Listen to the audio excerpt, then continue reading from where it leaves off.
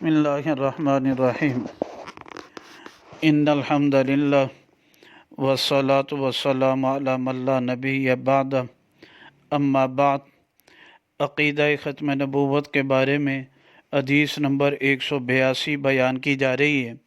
یہ حدیث مبارکہ کنز العمال فی سنن الاقوال والافعال میں موجود ہے، جلد نمبر 1 صفحہ نمبر 100، رقم الحدیث 870 ہے۔ نبی پاک صلی اللہ علیہ وسلم فرماتے ہیں، اوصیکم بتقوی اللہ والسمع والطاعۃ، میں تمہیں اللہ کی بارے میں وصیت کرتا ہوں، اللہ سے ڈرنے کے بارے میں وصیت کرتا ہوں، سننے اور اطاعت کے بارے میں۔ وَإِنْ أَمَّرَ عَلَيْكُمْ عَبْدٌ حَبَشِيٌّ، اگرچہ تمہارے اوپر حبشی غلام امیر بنا دیا جائے، فَإِنَّهُ مَنْ يَعِشْ مِنْكُمْ بَعْدِي، بس جو شخص تم میں سے میرے بعد زندہ رہے گا، فَسَيَرَى اخْتِلَافًا كَثِيرًا، پس ان قریب بہت زیادہ اختلاف دیکھے گا۔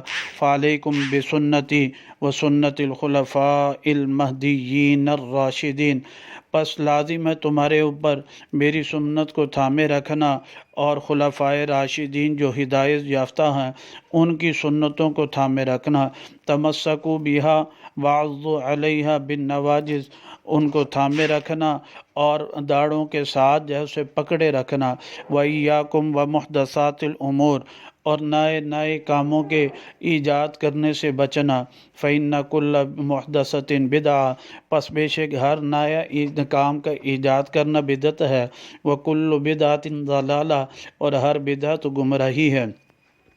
اس حدیث مبارکہ میں نبی پاک صلی اللہ علیہ وسلم نے فرمایا، میرے بعد تم نے میری سنت کی اتباع کرنی ہے اور خلفائے راشدین کی سنت کی اتباع کرنی ہے۔ قیامت تک جتنے بھی آنے والے انسان ہیں یا جنات ہیں، سب نے آپ کی سنت کی اتباع کرنی ہے اور خلفائے راشدین کی سنت کی اتباع کرنی ہے۔